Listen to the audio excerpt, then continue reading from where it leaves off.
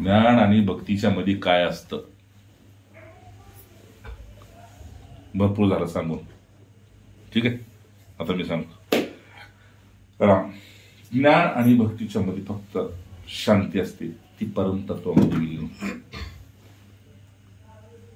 भक्त भगवत स्वरूप होतो, ठीक आहे. अज्ञानी ब्रह्मस्थितीत जातो, ज्ञानी ब्रह्मस्थितीत जातो. म्हणून दोघांच्या मध्ये एकच कायमचा दुवा असतो, तो शांती आहे. म्हणून तस्मै श्री हे म्हणत असताना शेवटी उरते शांती. गुरु बी आपल्या स्वरूपात, शिष्य बी आपल्या स्वरूपात, ही एक शांती. भक्तीच्या वाटेने गेला, भक्तीचा आरंभ करता हरिओम पासून शांती. हरिओम मंत्र, शांती मंत्र आहेत ना. स्वस्तिन इंद्रवृद्धश्वा, स्वस्तिन पूषा विश्व, स्वस्तिन तापशा, स्वस्तिन बृहस्पती.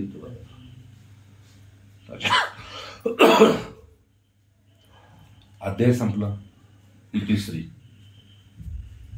योगशास्त्रे, ब्रह्मसूत्रे, पुन्हा गीतेत उपनिषद सु, श्रीकृष्ण अर्जुन संवाद सु म्हणजे हे काय आलं? शांती सूचक. ओम तत्सदिती सूचक शांतीच.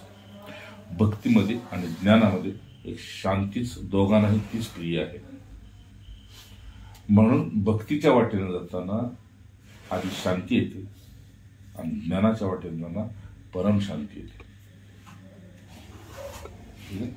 म्हणून सुरुवात भक्तीपासून आहे, सुरुवात, पण शेवट ज्ञानात आहे. म्हणून भगवंतानं सांगितलं, मी सुद्धा जेवढा पवित्र नाही गीतेत, तेवढं ज्ञान पवित्र आहे. मी स्वतः पवित्र नाही, कारण मला यावं लागतंय ना तुमच्यासाठी. मग मला अपवित्र व्हावं लागतंय तुमच्यात. जसं मी तुमच्यात बसलेलो आहे, पण चातुर्मासात मी तुमच्यात नसणार ना, मी माझ्यात असणार. माझ्यात कोण आहे? तर भगवंत. म्हणजे कोण? तर सद्गुरू. मग एक मेला भावकीतला तर सगळ्याला सुटत आहे की नाही? एक मेला घरातला तर घर सुटकी होतं, आहे की नाही? तसं तुम्ही ज्याच्यात विलीन होताय ते तदस्वरूप होता. ओम तत्सद इति, ठीक आहे. तुम्ही तदस्वरूप होता. मग आता उरलं काय? शांती. तुमच्यापाशी येईल तो अनुभव काय येईल? शांती. कशामुळं? ज्ञानामुळं. ह्यातल्या निम्यांची तर मला नावं बी माहित नाही, ती जात बी माहित नाही, गाव बी माहित नाही, कुळगोत्र बी माहित नाही. मला त्याची काही घेणं देणं आहे का? नाही. माऊली सांगते गंगेला, गंगेचं उदाहरण देताना, ती ज्यावेळेस तुम्हाला बुडवते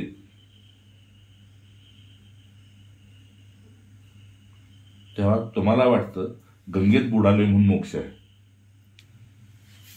ठीक आहे. पण तिथं प्राण द्यावा लागतो. काय? प्राण द्यावा लागतो. अज्ञानी पुरुष गेल्यानंतर ते बुडवत नाही, पण तिथं मन द्यावं लागतं.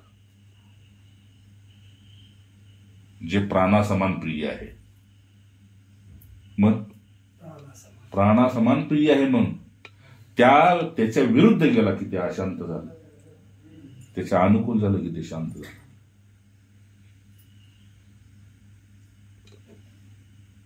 म्हणून माऊली म्हणते, जर गंगेत बुडाला तर जीव द्यावा लागतो. आणि मोक्ष मिळाला की नाही, ही वर गेल्यावर तुझी तुला प्रचिती आहे, पण ज्ञान मिळालं तर हिथंच प्रचिती आहे. पण तिथे मन द्यावं लागतं. मनाहून मनी शब्द कुंठित राहिले. तिथे शब्द म्हणजे कुठलं? शब्दाला अर्थ माहित नसतो ना, अर्थाला शब्द माहित नसतो, अशी ज्ञानी यांची स्थिती असते. म्हणजे तुम्हालाच हाक मारली पण तुम्ही तुमच्या स्थितीत आहे, तर हाक का होईल पण तो मी आहे हे तुमच्या लक्षात येणार नाही. याला म्हणायचं ज्ञानी यांची स्थिती. तुम्ही खाताय, घास माहित आहे, घास चाललाय तुमचा, पण अन्न कुठलं आहे आणि चव कुठली आहे हे तुम्हाला माहित नसणार आहे. मागे पुन्हा सांगितलं उदाहरण सांगतो. शंकराचार्य भोजन करत होते आणि ज्या यजमानानं बोलवलं होतं त्याच्या पत्नीने विचारलं, ते आमकं छान झाले ना, कढी छान झाली ना. राम ताट सोडलं निघून गेले.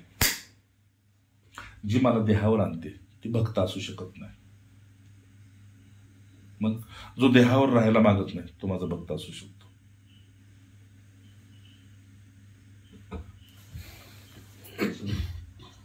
ज्ञान आणि भक्तीच्या मध्ये कायम कधी बी अनुभव करा. तुम्ही इथं आला, तुमचं हृदय भक्तीनं भरायला लागलं, ते गुरुजी माझ्याबरोबर चालू होते ना भजन म्हणणार, मग म्हटलं काय अनुभव?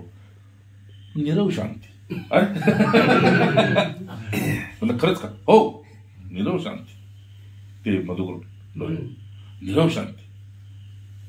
मला एक आश्चर्य वाटतं, म्हटलं काय इथं काय नसताना तुम्ही होता आणि आता आम्ही काय असताना सुद्धा म्हणतोय की उद्या झालं जायचंय. ते दिवस जरी आठवले तरी तुमचं विश्व संपलं, बाकी सोडाच. पण एवढी तळमळ तुमच्यासाठी का दाखवायची की संधीचं सोनं त्यावेळेस करून घेतलं तुम्ही. नाहीतर तुमचं माझं कुणाचंच काम नाही अशा कठोर परिस्थितीत राहणं की जिथं प्राण घेतोय का नाही ते प्राणाला माहित नाही. इच्छेची तर विषय सोडा, ती कशी असतील काय असते तिला काय संबंध नाही तिच्याशी.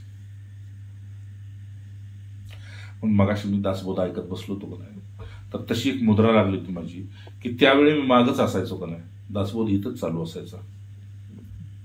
पण दासबोधाच्या ओव्या आवाज यायचा, पण कधी अशी इच्छा नाही झाली की जाऊन ऐकावं. कारण ऐकून ज्या स्थितीत जायचे, तुला या स्थितीत बसवलाय तर तिथे जाऊन काय पोत्या वाचत बसतोस. सगळं ते केल्यानंतर तुला हे जे मिळवायचंय त्या स्थितीत तुला बसवलंय. मग आता काय जातो तिथं? तुम्ही मला श्लोक म्हणवता, मी फक्त ते शब्द चाळत होतो त्याच्यावर. पण त्या सगळ्यात एक जवळ आला, परिसंग सोडून सुखी राहावे, तिथं मला अनुभव आला. सारखा परिसंग सोडून मना सर्व संघाशी,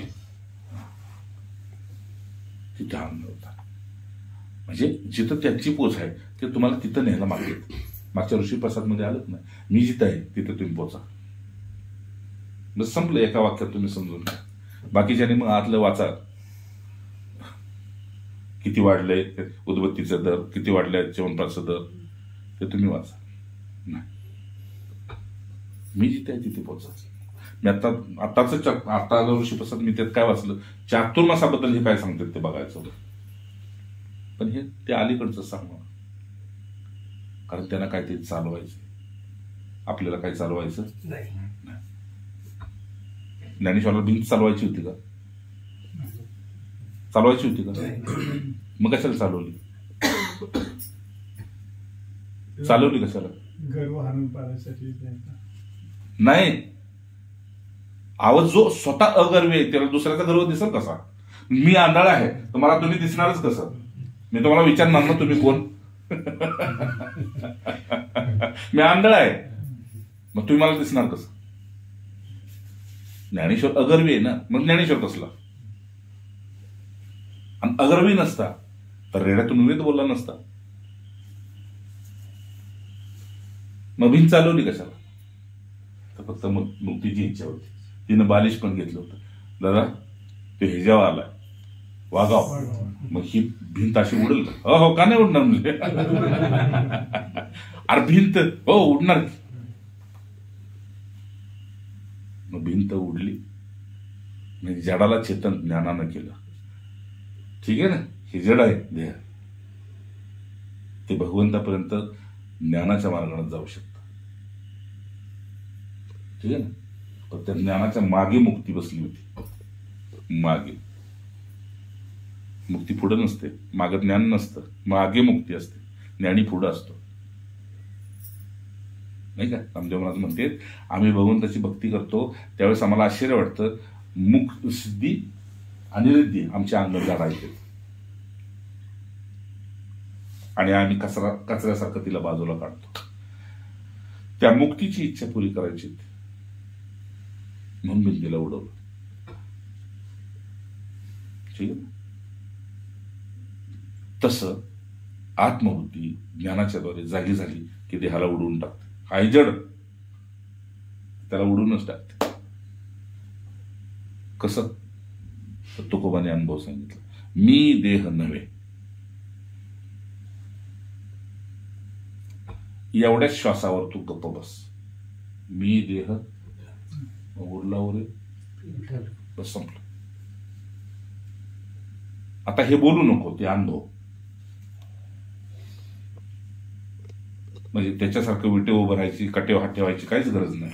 हे अनुभव, मी देह नव्हे.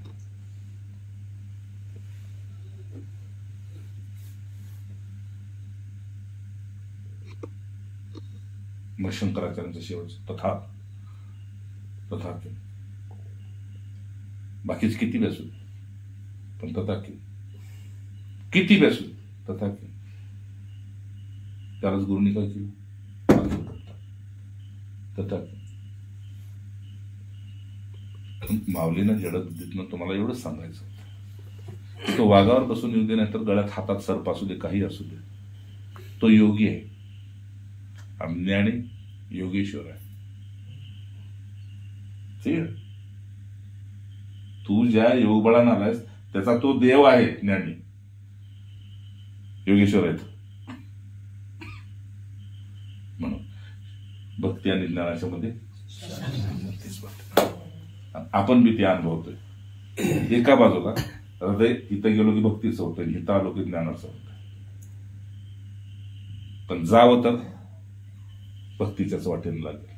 म्हणून पहिला श्लोक सांगितला, म्हणा सगळ्यांना भक्ती वाट वाट पंथ, ह्या वाटेने जावं लागेल. पुढे ते भेटल.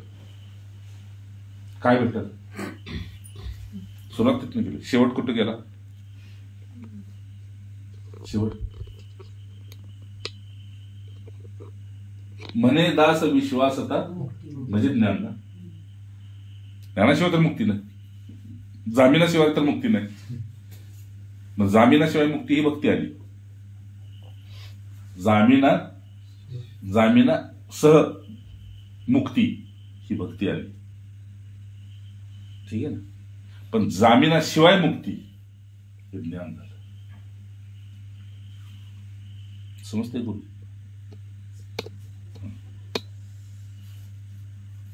जमिनाशिवाय जामिनासह मुक्ती ही भक्ती आहे. नाम घेता राहू नका, पुढे जामीन आहे तो का? मी जरा बदललं, संध्या करता राहू नका, पुढे जामीन आहे का? पण संध्या करता राहू नका, आणि संध्या करता असेल तिथं लात मारा, बघू ताकद आहे का? वेळ संध्याची झाली तिथंच सोड. का तर प्राणी इथंच जाणार आहेत, कधी जाणार आहेत, कुठेही जाणार आहेत. बघू बरं, 1 महिनाच करून, एक संन्यस्त चातुर्मासच करू. कधी प्राण कुठे जातील माहिती आहे का? कुठे जातील माहिती आहे का? आणि कधी जातील माहिती आहे का? 2 गोष्टी माहिती नाही. कधी जातील, कुठेही जातील. हे असे आहे, हे ज्ञान हे असं आहे. पण दोघांच्या मध्ये दुवा जो आहे फक्त शांतीचा आहे. कारण भक्तीसाठी तुम्ही म्हणला भाव म्हणजेच प्रेम, ते लागतं, हे की नाही? आणि प्रेम जिथं आहे तिथे शांतीला यावंच लागतं. त्या प्रेमाचे प्रकार किती? काय प्रकार किती? प्रेमाचे प्रकार किती? तर सांगतो. मुळात प्रेमात प्रकारच नसतो. असतो का तेव्हा? नाहीच. आपण तुम्ही ती बस प्रेम, आपलेपणा हेच प्रेम. पण त्यात प्रकार किती बघा. मित्र भेटला तर हातात हात, हे नाही? मित्र भेटला, अच्छा. बहीण भेटली, भाव भेटला तर प्रकार बघा. आईला मुलगा भेटला, प्रकार बघा. प्रेयसीला प्रियकर भेटला, प्रकार बघा. पतीला पत्नी भेटली, प्रकार बघा. हाय की नाही? पण प्रकार प्रेमाचाच. हे करा, हा काय विशेष? कोणाला एका कुणाला आलिंगन देतो, माऊली म्हणले खेळ देऊन बसशील, म्हणजे मी भेटतो अर्जुना तुला, पण भेटतो कसा माहितीये का, तू तरी माझ्यात नाही तर मी तरी तुझ्यात जावं असा भेटतो. आहे की नाही, भेटले की नाही कधी लई दिवसानं, मला हलवून हलवून बघतो तब्येत वरनं वाढली आहे आणि आतनं तर एकदम प्रेम एकच, पण प्रकार अनेक ते आपण निर्माण केले. कशावरून? गुणकर्म विभागशया, कर्मावरून आणि स्वभावावरून जाती पडत गेल्या. कर्मावरून आणि हाड म्हणलं की ते तिकडं, हाईक म्हणलं की गै बाजूला जाते. तिकडे सातारा जिल्ह्यात हाईक म्हणतात ना गै, म्हशीला असं प्रकार सरावर रान घेतले.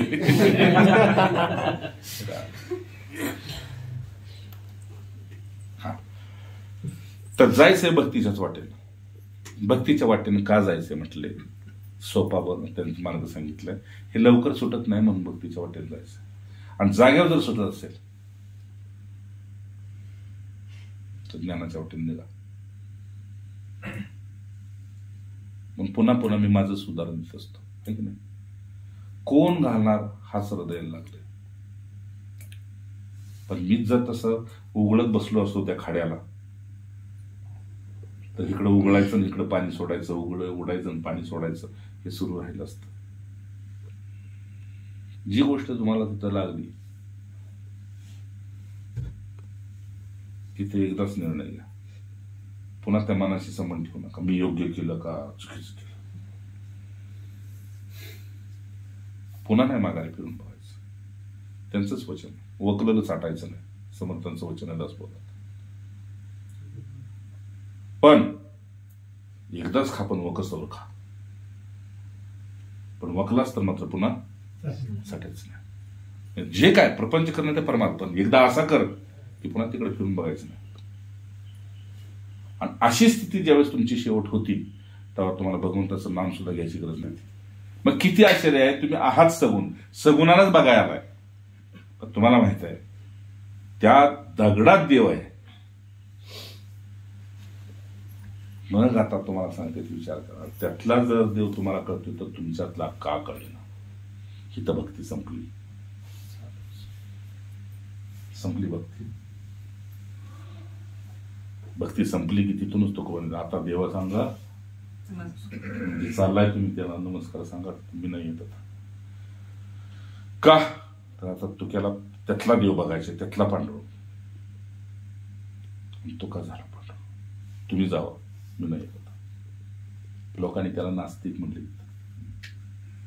पुन्हा घरभरी गोसावी शब्द घातला त्याला, घरभरी गोसावी झाला म्हणले.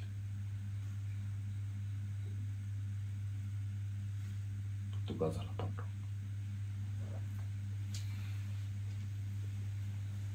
तुम्हाला हेच करायचं करून निघेल. तुम्ही या म्हणून तुम्ही या, तुम्हाला सांगितले पौर्णिमेला याला त्याला तिथे बापून कशासाठी सांगितलं की तुम्ही त्यावेळेस किती किती सोडताय त्यावेळेस तत्पर. नाहीतर मग व्यवस्था करताय आणि मग निघतं. तसं देहाचं नाही. जिथं शेवटचा श्वास असेल तिथं तो पडेल. आपण किती वेळा बघतोय ते की एसटी चालवता चालवता पडला आणि त्यानं बस त्याला कळलं की अटॅक घेतली, त्याने साईडला घेतली, बाकी त्यांची प्राण वाचवली. मागच्या महिन्यात नाही घटना घडली सातारा जिल्ह्यात. एसटी त्यानं साईडला घेतली, तिथंच जीव गेला एकदम त्याचा, बस. पण बाकीच्यानं वाचवलं. हे त्याचं स्वरूप भक्तीत मोडलं. तर भक्तीनं पुण्य मिळतं. पुरुषार्थाशिवाय कृपा होत नाही असं ज्यावेळेस आपल्याला वाटतं का नाही त्यावेळेसच कृपा मागून निघून जाते. कारण आपण तिथं निमित्त पुरुषार्थालाच ठेवतो. तर पुरुषार्थामध्ये कृपा बघत नाही आपण. आपण बघतो पुरुषार्थाशिवाय कृपा नाही, पण पुरुषार्थामध्ये कृपा बघत नाही.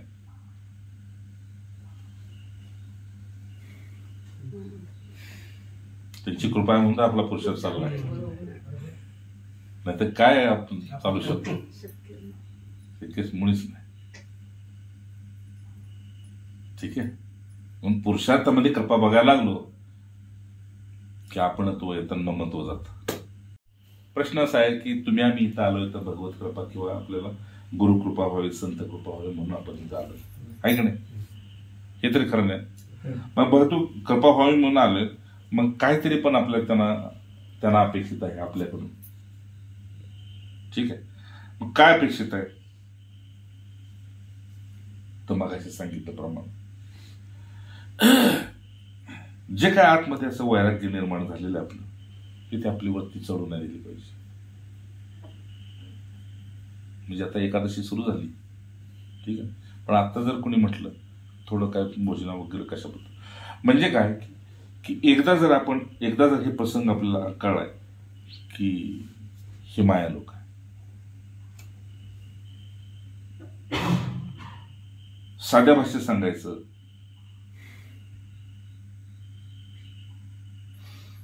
तर वर शेवाळ दिसते, खाली खड्डा आहे आणि किती आहे माहित नाही, फक्त पाण्यावर शेवळ आहे. तर उडी मारून कधीच कुणी शहाणा वागणार नाही. का माहितीये का? तर उन्हाच्या तापीला तुम्हाला मगरी दिसल्या का नाही, मगरी, तर तुम्हाला माहित आहे बाहेर मगर आहे, पाण्यात नाही.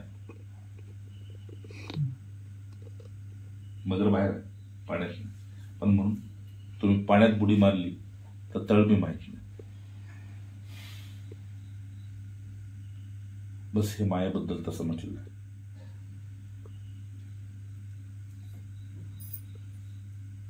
म्हणून जे पाय धरलेला आहे का नाही त्यांचा ते गेलं. साध्या भाषेत वैराग्यवरती पुन्हा चढली नाही पाहिजे. म्हणजे तसं मी खाणारच नव्हतो, जसं मी जाणारच नव्हतो, पण आपण त्यांचं मन नाही, तिथे पळवाट नाही. शुद्ध परमार्थ ह्या लोकांचा असतो. म्हणून पहिलं वचन काय आहे म्हटलं की वैराग्यवरतीला पुन्हा चढू देऊ नका. चढू तिला कधी पुन्हा माघारी चढू देऊ नका, माघारी फिरू देऊ नका ते. म्हणून मागील सांगितलं, आता मी सांगतोय, जे दिव्यात्म्य झाले, आता हे प्रेमानंद वगैरे आहेत का ना त्यांच्या बरोबर, ते म्हणले की मी तर माझ्यापेक्षा येणार सांगितलं, सामेन येते भिक्षा माग. हे सूत्र शंकराचार्यांचं आहे. ठीक आहे. सामेन येते भिक्षा माग का? तर तुला इथं सोय आहे म्हणून तू आलायस, आहे की नाही? गैरसोयीत तुला माझ्याशिवाय कसं राहता येईल सांग बरं? मी आज आहे, उद्या नाही. माझ्याशिवाय तुला राहायचं असेल तर भिक्षा माग. समर्थांनी सांगितले, मला रामाने हे संपूर्ण विश्व दान केलंय, हे विश्वाची माझी घर, ते दान केले, कुठेही भिक्षा माग. नाही मिळणार नाही त्या दिवशी उपवास, आणि मिळेल त्या दिवशी अर्पण.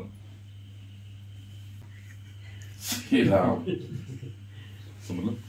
ज्या दिवशी मिळेल त्या दिवशी अर्पण, मिळत नाही त्या दिवशी उपवास.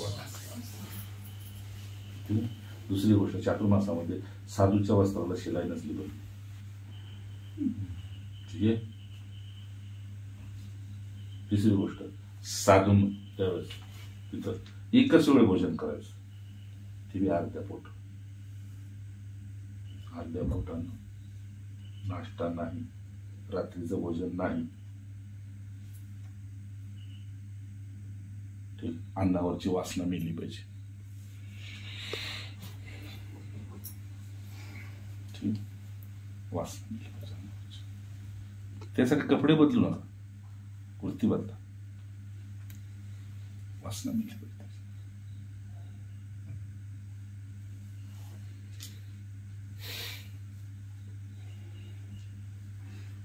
एक दिवस सतत लक्षात ठेवायचा तुमचं, एक दिवस ह्याचं राखेत रूपांतर होणार आणि तो ढिगारा डोळ्यानं बघा तुमच्या,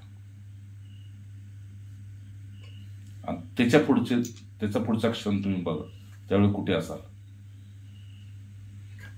ही खात्री पाहिजे तुम्हाला. ह्याचा कधी ढिगारा होते, मी कुठं असणार मला माहित आहे.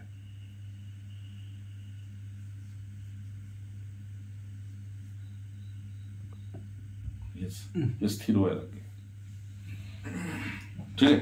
दुसरी गोष्ट, पहिला सांगतो, कसाही प्रसंग वैराग्य नाही ढळलं पाहिजे, सरळ पाहिजे. तुम्ही दुसऱ्यासाठी तुमचं तन धन म्हणून तुम्ही काही वापरा, पण त्याचा वापर स्वतःसाठी झाला असं कधी नाही वाटलं पाहिजे. मोठेपणासाठी, मर्जी दाखवण्यासाठी, अमक करण्यासाठी, तमकच नाही. दुसरं आहे, कधी बी लक्षात ठेवा, कुठल्याही मार्गाने तुमच्या घरात दुसऱ्या धनी उद्या घात केल्याशिवाय राहणार नाही. मग ती चातुर्मास असू नाही तर 8 मास असो 12 मास असो, लक्षात येते. ते आलं ना घरात, तुमचा नक्की घात करणार आहे, आत्ता बी आणि पुढे बी. आणि त्याला निमित्त कुटुंब नाही होणार. हा, कुटुंब बळी पडणार, निमित्त तुम्ही होणार. दुसऱ्या वाम मार्गच ते नाही सोडणार तुम्हाला. तुम्हाला अशांत करायला लावणार, संतनिंदा करायला लावणार, शास्त्रनिंदा करायला लावणार, तुमचं साधनेतून मन काढून टाकणार, नको त्या माणसाची तुम्हाला आपुलकी होणार. अरे राम राम, बरंच काय काय काय दोषांनी तुमची तुम्हाला जाणार. तिसरं,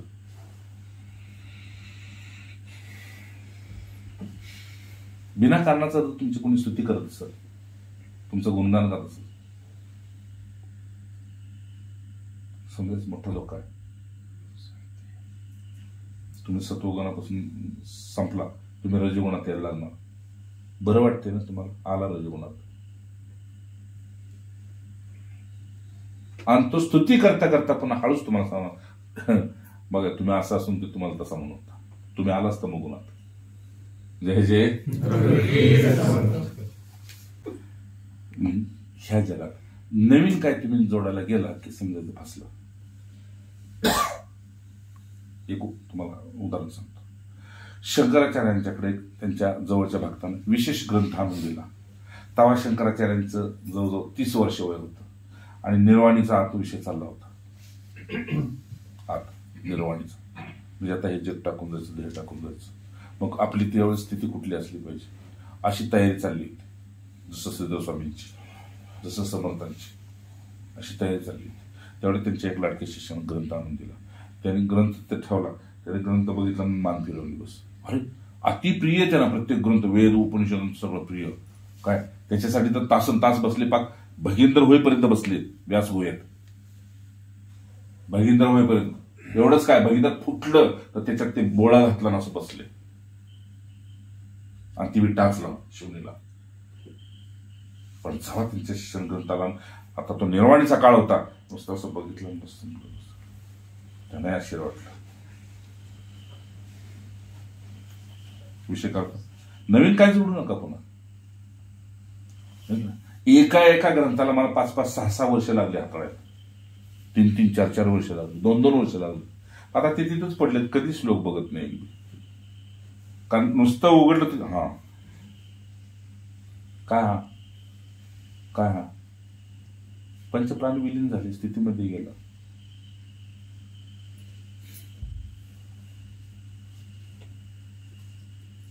माझ्यासाठी मी बी नाही, देव बी नाही. मग काय राहिलं, काय राहिलं?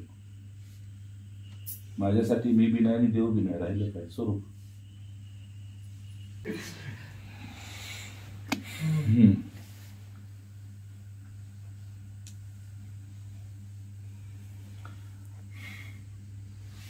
शेवटचं म्हणजे,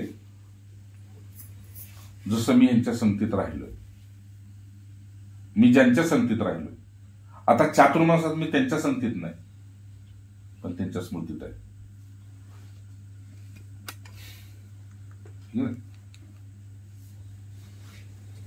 की श्रीधर असं करते, श्रीधर तसं करतो, श्रीधर तसं करतो, श्रीधर तसं करतो, समर्थ भिक्षा असं करतो, हे करतो. आणि निष्प्राण अवस्थेतला तो संघ आहे.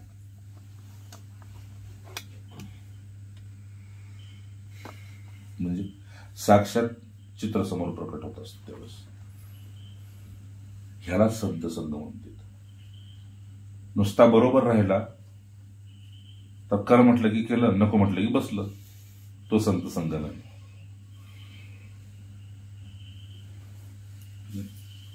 म्हणजे आता मी तुमच्याच समोर बसलोय, रात्रीचा 1:30 वाजलाय, पण तरी सुद्धा माझ्यासाठी उजेड बी नाही, अंधार बी नाही. मग काय असेल? तर फक्त स्मृती आहे,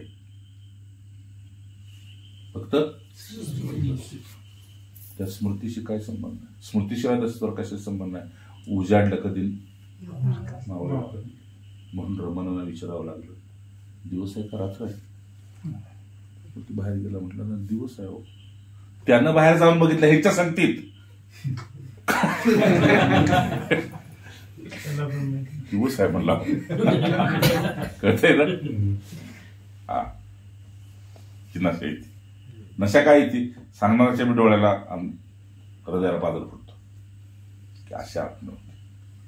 म्हणून भगवंताला वाटतं ह्यांना बघायसाठी तर मी अवतार घेतो, भले मायावी असेल, मला माझ्या योग मायाने, पण ह्या लोकांना बघायसाठी येतो जी माझ्या प्रेमात प्राण देऊन बसली, माझ्या प्रेमात भोग देऊन बसली, माझ्या प्रेमात जन्म देऊन बसली.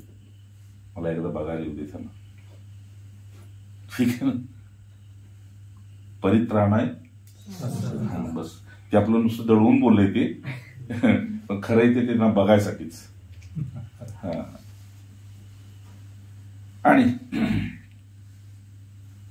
मग यांच्या संगतीमुळं तुम्हाला बिना ग्रंथाचा स्वाध्याय सुरू होतो. त्या स्वाध्यायाचे 3 प्रश्न. मी कोण आहे, कुठे आहे, मी कोण आहे, कुठे आहे. नाही नाही, येणं जाणंच नाही ना. मी कोण आहे, मी कुठे आहे. आणि ज्यावेळेस ही दृष्टी वळते, हे काय आहे, मग काय होतं, श्वास माघारी फिरतात, पावलं माघारी फिरतात. श्वास माघारी फिरले म्हणजे पावलं माघारी फिरले. नको म्हणतं ना. हे काय, माया आहे म्हणजे काय, आभास आहे म्हणजे काय, फसवा म्हणजे काय, भ्रम म्हणजे काय, भ्रांती म्हणजे काय, मिथ्या. ओम. तुमच्यामध्ये तुमचं इतकं आत्मबळ आलेलं तुम्हाला जाणवतं. म्हणजे आज गेला आणि तालमीत लगेच पैलवान होत नाही. 3-4 महिने बघितलं की ते दंड बिंड बघून तो असं बघतो बस, त्याचा तो हात फिरवतो. मग घरची म्हणते कपडे घाल. तसं गुरु सांगते दडून कर, आता उघड्या वाचल. 3ऱ्या महिन्यातच तुम्ही पुष्ट होता. 3ऱ्या-4थ्या महिन्यात आहे का नाही. आणि 4था भगवंतापर्यंत तुमची कीर्ती जाते. जय जय. माणसापर्यंत नाही, त्याच्यापर्यंत जाते की चला असल्या घोर करीत पण माझा एक आणखी भक्त मिळाला मला. तुमची कीर्ती पर्यंत जाते. माणसापर्यंत जाऊन काय करायचं. आता पुस्तकात मग हा बघा आता काकाचं सुरूच होईल, ती बोलत नाही ती सुरूच होईल.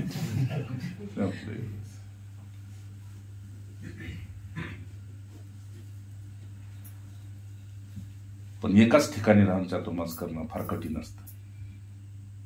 कारण परिचित माणसं असतात, अपरिचित ठिकाणी खूप सोपं जातं. कोण नाही, कोणाचा विक्षेप तुम्हाला नाही, तुमचा विक्षेप कोणाला नाही. यथाशक्ती तुम्हाला शक्य असेल तर कोणी महिनाभर करा, सुरुवातीला 15 दिवस करा, महिनाभर करा.